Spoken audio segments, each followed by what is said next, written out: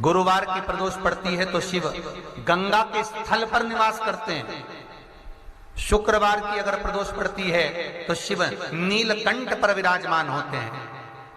शनिवार की अगर प्रदोष पड़ती है तो शिव शमी के वृक्ष के नीचे रहते हैं। और रविवार की जब प्रदोष पड़ती है तो शिव बेलपत्र के पेड़ के नीचे निवास करते हैं। महाराज, ये एकादशी शंकर से कह रही है कि आपका स्थान ये नहीं कि आप कैलाश पर मिले, उस वार को, उस तिथि।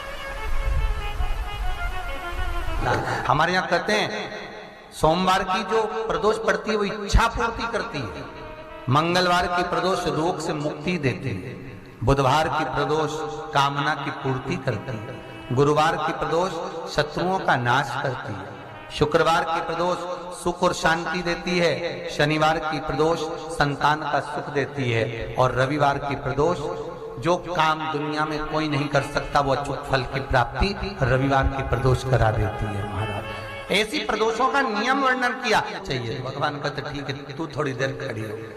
एकादशी सम्मुख खड़ी हुई, पार्वती जी ने जिस अंगुष्ठ का जल पीने के लिए लिया था हाथ में, बस पीने ही वाली थी, शंकर भगवान ने वही हाथ में जल लेकर एकादशी के हाथ में उसको देकर कहा, ले, ये मेरे द्वारा निर्मित एक व्रत है जिसे त्रयोदशी के दिन तूने मांगा है, मैं तुझे देता हूँ। आज इस व्रत का फल मैं तुझे प्रदान करता हूँ। अब तू जिस जीवात्मा को लेकर जाएगी उसका पाप प्रबल नहीं होगा।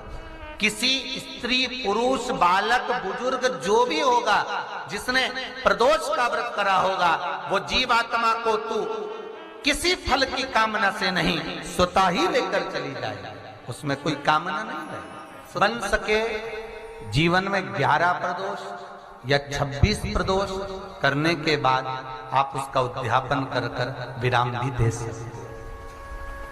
पर जीवन में एक बार प्रदोष का व्रत मौका मिले, जिस कामना से जिस दिन का भाव आपके मन में आए कि मुझे रोग से मुक्ति पाना है तो ये प्रदोष मुझे करना है, मई और रोग मुक्ति के लिए हम मंगल, जो भी आपके मन में आ रहा है, संतान प्राप्ति के लिए शनिचरी प्रदोष, आप उसका स्मरण करें।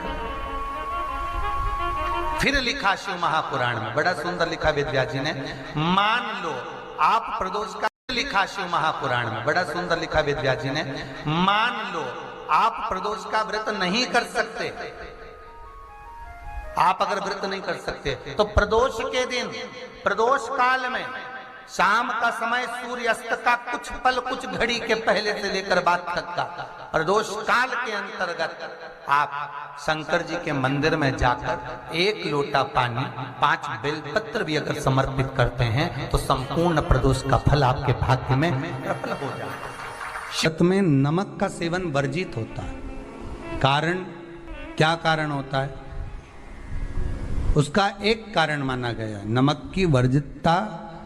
जिस समय पर एक नगर में एक ब्राह्मणी रहती थी, बहुत भाव से सुनिएगा, प्रदोष व्रत, नमक को त्यागने का भाव, प्रदोष व्रत की किताब में भी मिल जाएगा आपको, आप पढ़ेंगे तो सुना होगा आपने। एक ब्राह्मणी रहती थी एक नगर में, उसका पति नहीं था,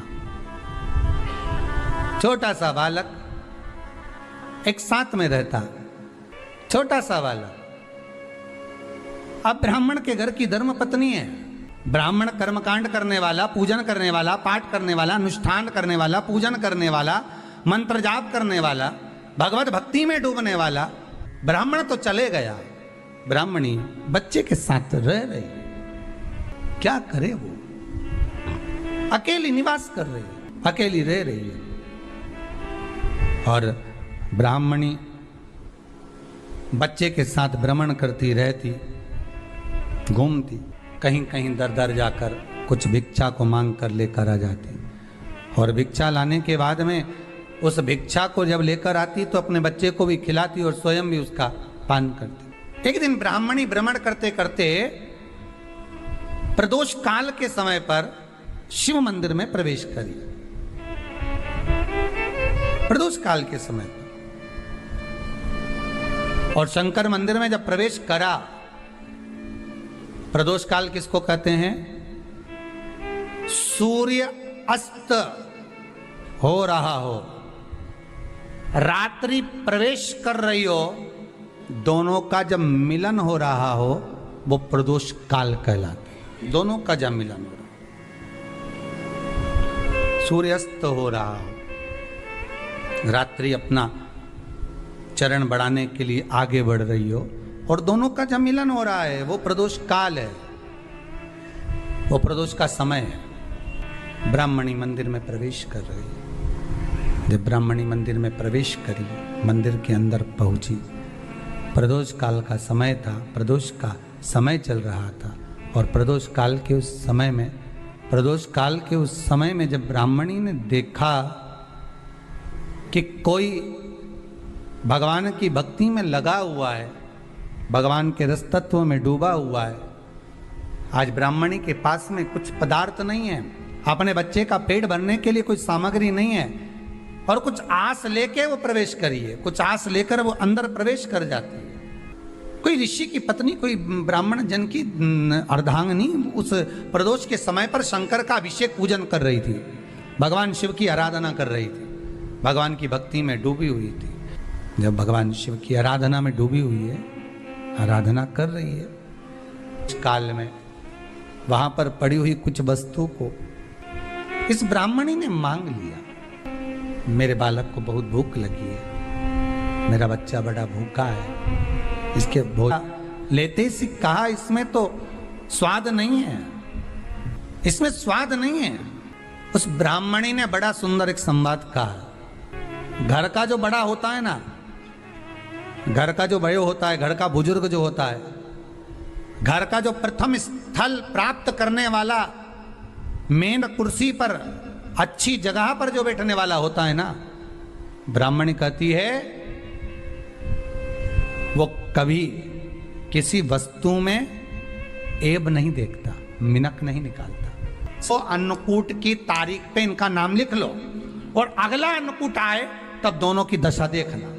एक जो चुपचाप खाकर चले गया, भगवान के प्रसाद को प्रसाद मानकर, प्रभु का दर्शन मानकर लेकर चले गया, वो उन्नति की सीढ़ी पर चढ़ता चले गया और जो मिनक निकालता रहा वो साल भर खटर पटर की जिंदगी जीता रहा। भगवान के प्रसाद में कभी भी ध्यान रखिएगा, भगवान के प्रसाद के अंतर्गत स्वाद की कोई मूलता नहीं होती। भगवान का प्रसाद स्वयं स्वाद है। भगवान के प्रसाद में नमक नहीं देखना, मिर्ची नहीं देखना, भगवान के प्रसाद में शक्कर नहीं देखना, भगवान के प्रसाद में कुछ ये नहीं देखना कि कितना माल डला, कितना घी, कितना बादाम, कितना काजू, कितना इलायची डला। हाँ, यहां तक शास्त्र का स्वाद देखी थी ना, ये आपका एक जन्म का नहीं है, ये ना जाने कितने जन्म का है। ब्राह्मणी के मस्तिष्क में बैठ गया, ब्राह्मणी के उस पुकाना वो बक्कल में नहीं अक्कल में बैठ गया कि ये स्वाद नहीं देखना। इसलिए प्रदोष व्रत के अंतर्गत ब्राह्मणी ने उस दिन से विचार कर लिया कि जैसे आप पूजन कर रही हो, जैसे आप अर्चना कर रही हो, जैसे आप आराधना कर रही हो, ऐसी आराधना, ऐसी पूजन, ऐसी भक्ति मैं भी करूंगी, ऐसी आराधना मैं भी करूंगी। अब मैं स्वाद नहीं देखूंगी। तो प्रदोष व्रत करने वाले को ध्यान रखना चाहिए कि नमक का सेवन ना करे, भोजन ना करे, फलाहार करिए, फल का आहार करिए, प्रयास करिए।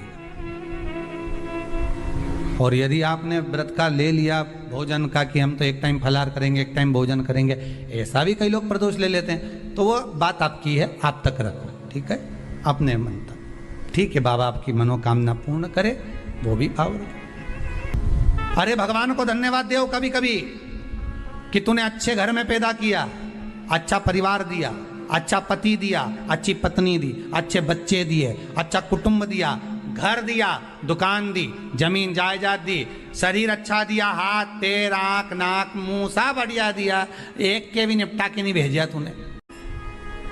एक ही कान देता और एक गायब कर देता तो यहां से चिपका देता, तो क्या कर लेते? हाथ एक देता और एक गायब कर देता तो क्या झगड़ा करने जाते ऊपर कि मुझे ऐसा शरीर दिया? नहीं, भगवान को धन्यवाद देना कि मुझे अच्छे घर में पैदा करा, कटोरा लेके वहां चौराहे पे नहीं बिठाया, तूने अच्छा घर दिया, 2 समय की रोटी दे रहा है, खूब जोरदार शरीर दिया, भजन करने का मुहूर्त दिया, और बचा कुचा था तो ये सियोर वाला महाराज दे दिया, कथा सुनाने वाला। शाम के समय पर प्रदोष काल में बेलपत्री के पेड़ के नीचे, चाहे शंकर के मंदिर के दरवाजे पर या शिव मंदिर में, अगर आप प्रदोष के दिन दिया लगाते हो, सोमवार के दिन दिया लगाते हो, तो ऐसा कोई व्यक्ति नहीं जिसको मेरे देवाधिदेव महादेव, मेरा विश्वनाथ भंडार नहीं भरता हो। खा लेता है जो शंकर के मंदिर को संभाल लेता है, उसके घर को और उसके परिवार को स्वयं महादेव संभाल लेता है, स्वयं महादेव।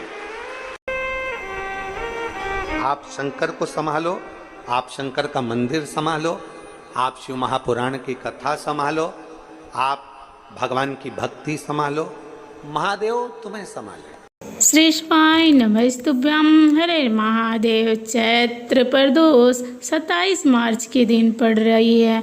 27 मार्च के दिन मासिक शिवरात्रि भी पड़ रही है। ये बहुत ही दुर्लभ सा योग है। पूज्य गुरु जी पंडित प्रदीप मिश्रा जी अपनी कथा में बताए हैं प्रदोष और शिवरात्रि के प्रदोष टाइम में किए जाने वाले विशेष उपाय। प्रदोष के दिन प्रदोष टाइम में किए जाने वाले विशेष उपाय पूज्य गुरु जी पंडित प्रदीप मिश्रा जी के द्वारा कथा में बताया गया ये नया उपाय है। तो आशा करती हूँ यह वीडियो पसंद आई होगी। वीडियो पसंद आई होगी तो वीडियो को लाइक करें और हमारे YouTube चैनल पे नए हैं तो चैनल को सब्सक्राइब कर लें और कमेंट में ओम नमः शिवाय लिखना ना भूलें। भोलेनाथ के नाम लिखने से हर मनोकामना, हर मनोरथ पूरी होती है। हरे महादेव।